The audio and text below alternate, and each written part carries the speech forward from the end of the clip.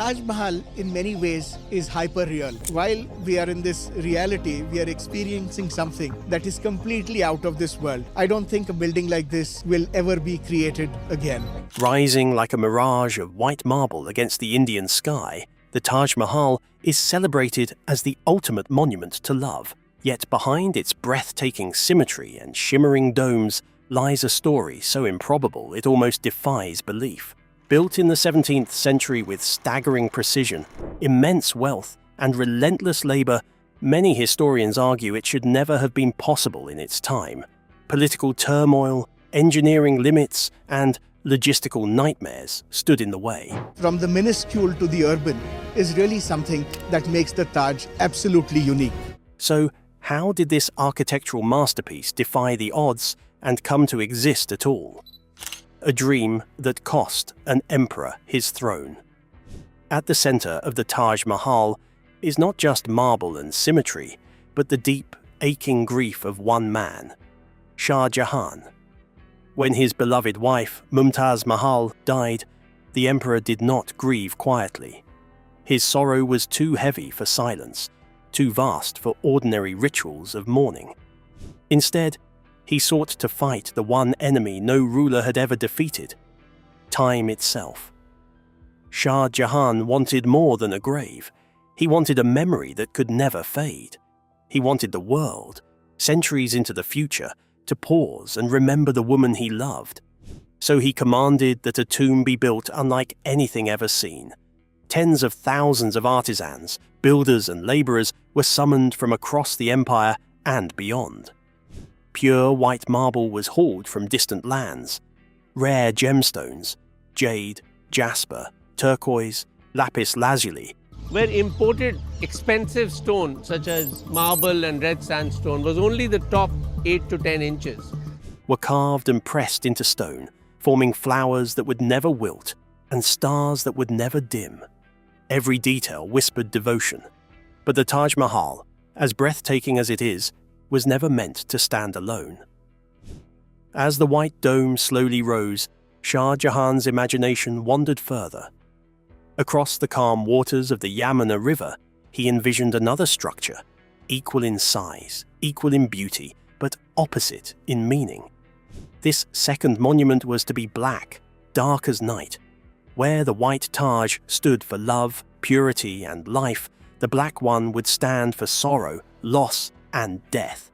Together, the two would face each other across the river, connected by a bridge, forming a perfect balance of light and shadow, love and grief, beginning and end.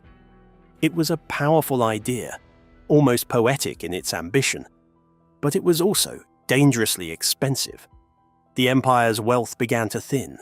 Resources that once strengthened cities and armies were poured into stone and ornament. Whispers of concern turned into open criticism. Officials worried. Nobles complained. The dream that grew from love was slowly becoming a burden too heavy for the empire to carry. And Shah Jahan would not stop.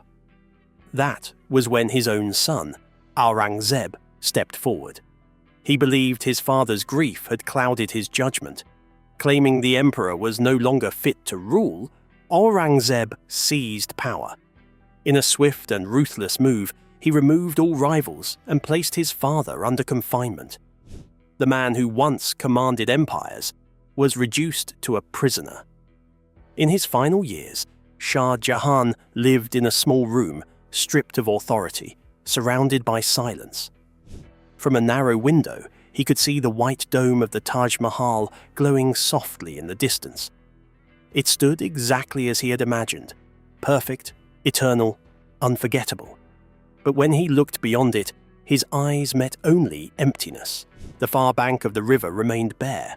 No black marble, no mirrored monument, no final chapter to his dream. There, in stillness, he spent his days, remembering love, reliving loss, and facing the cruel truth that even kings cannot command destiny. The Taj Mahal did more than honor love. It became a monument to grief, obsession, and the cost of trying to outbuild death itself. And in the end, it did not just preserve a memory, it quietly broke the man who created it, But is it right to say that the Taj Mahal is all about the tragic love story? Could there be more to it? Let's find out. The perfect illusion. The Taj Mahal is often introduced to the world as the greatest love story ever carved in stone. People are told it is proof that love can conquer even death. A glowing white dome under the Indian sun, a heartbroken emperor, a promise made to last forever. It sounds perfect, almost too perfect. And that is because it is. What millions of visitors admire every year is not the full story. It is the polished surface of something far more complicated, far more fragile. The Taj Mahal is not just a monument of love. It is a carefully maintained illusion of perfection. From a distance, it looks untouched by time. Smooth marble, perfect symmetry, calm and eternal. But behind the scenes, the Taj is constantly struggling against decay. Engineers quietly fix cracks that appear in its marble walls. Specialists apply chemical treatments to fight stains and yellowing caused by pollution and weather. Experts regularly measure stress in its arches and minarets, watching closely for signs of weakness. None of this is advertised. Visitors are meant to believe the Taj simply endures on its own, but it does not. The truth is that the Taj Mahal survives because it is continuously rescued from falling apart. Even its birth was risky. The monument was built on the soft soil of a riverbank, ground that shifts, sinks, and changes over time.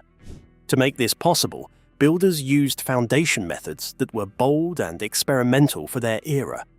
It worked, but just barely. The river that once helped protect the structure has slowly changed course, weakening the balance the building depended on. What looks solid today is actually standing on a delicate compromise. Then there is the cost. The Taj Mahal was not just expensive, it was overwhelming. It drained enormous resources, labor, and wealth, even from one of the richest empires the world had ever seen. Thousands of workers toiled for years. Materials were brought from far distances. The project was so massive that it placed real strain on the empire that built it. What we now call romance was, in reality, devotion backed by unchecked power and endless resources.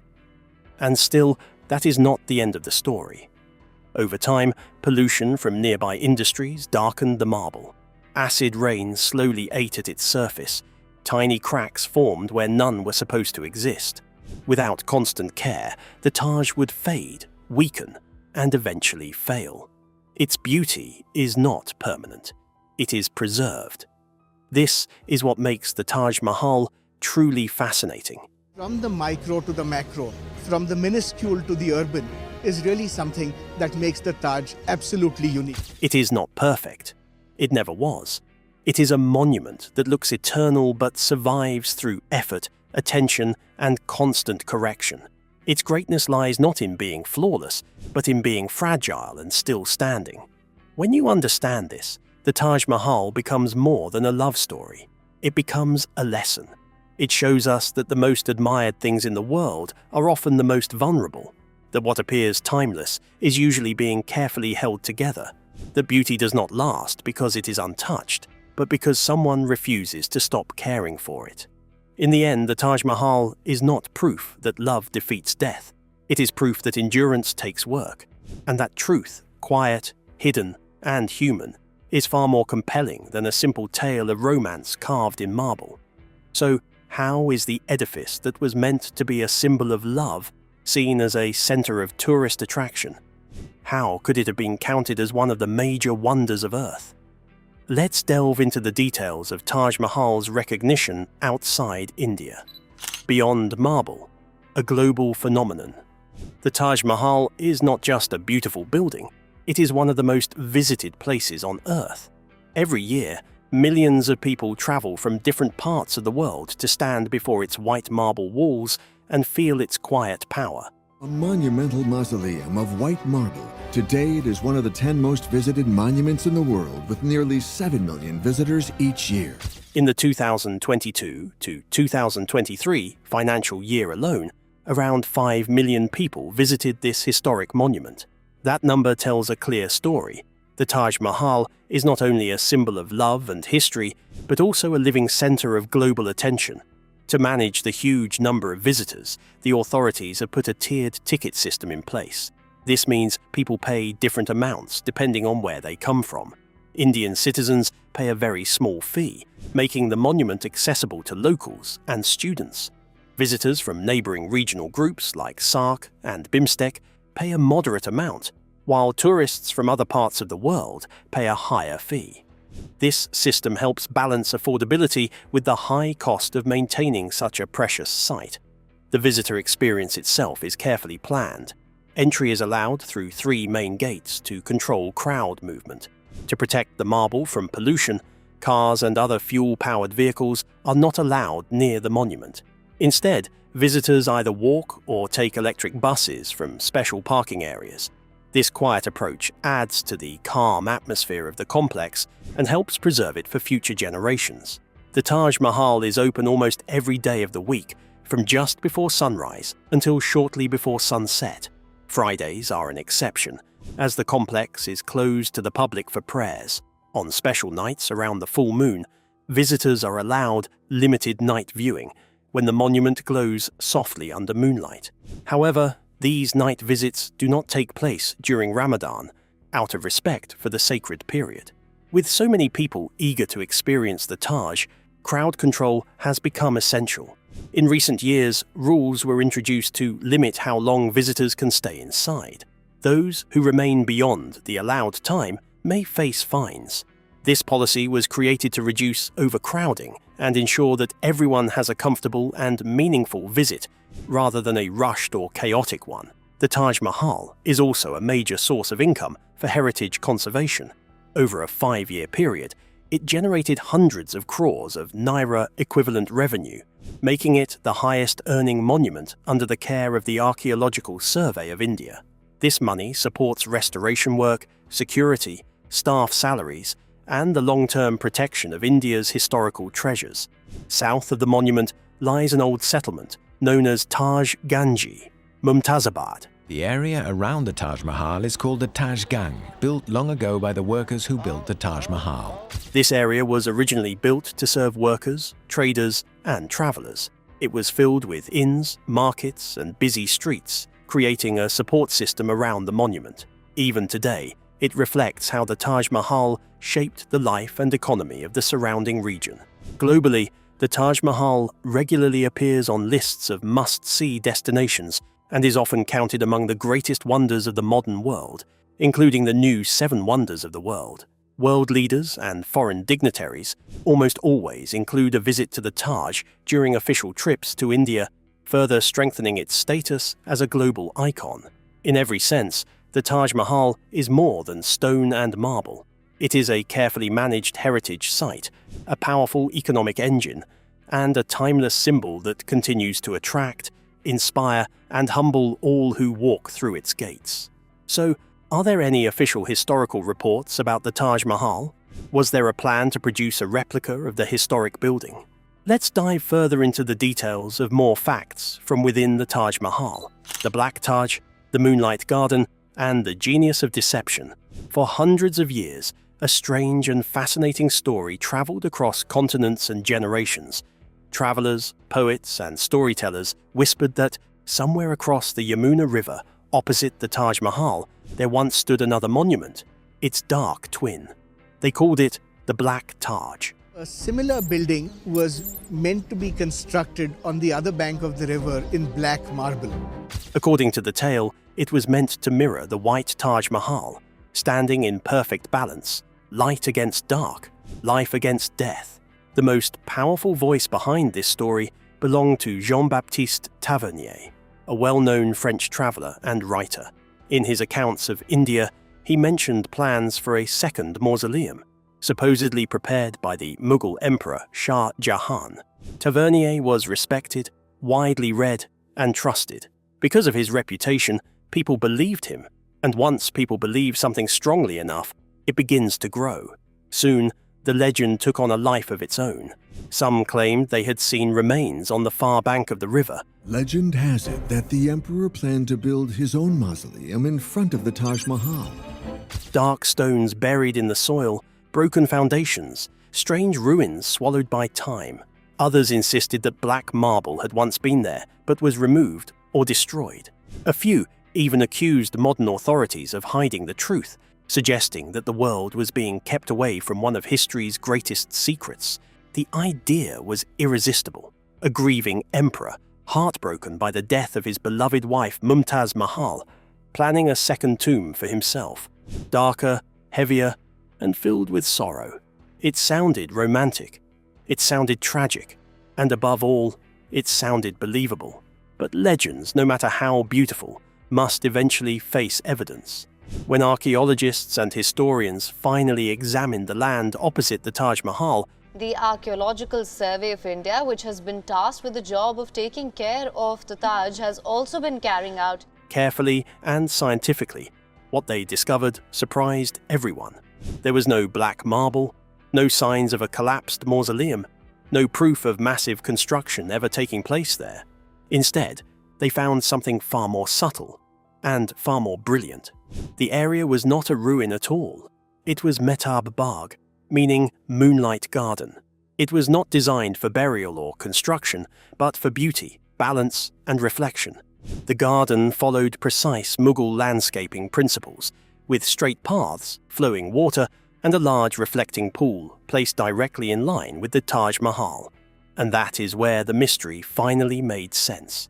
On calm nights, when the moon hangs low and the sky turns deep and dark, the pool in Mehtab Bagh reflects the Taj Mahal perfectly. The glowing white marble, seen through water and shadow, appears dark, almost black. Against the night sky, the reflection looks like a shadow version of the Taj, silent and haunting. The Black Taj had never been built from stone. It had been created through illusion. Shah Jahan did not need black marble, armies of workers, or enormous wealth to create a second monument. Instead, he used nature itself: water, symmetry, moonlight, and human perception. The result was a vision that changed with time, light, and season. A monument that appeared only when the world was quiet enough to notice it. This was not architecture in the usual sense. It was architectural poetry, a message written not in stone, but in reflection. What people thought was a hidden tomb was actually a masterful play of design and imagination. The myth of the Black Taj endured because it felt true. It spoke to grief, love, and loss. But the truth was even more elegant.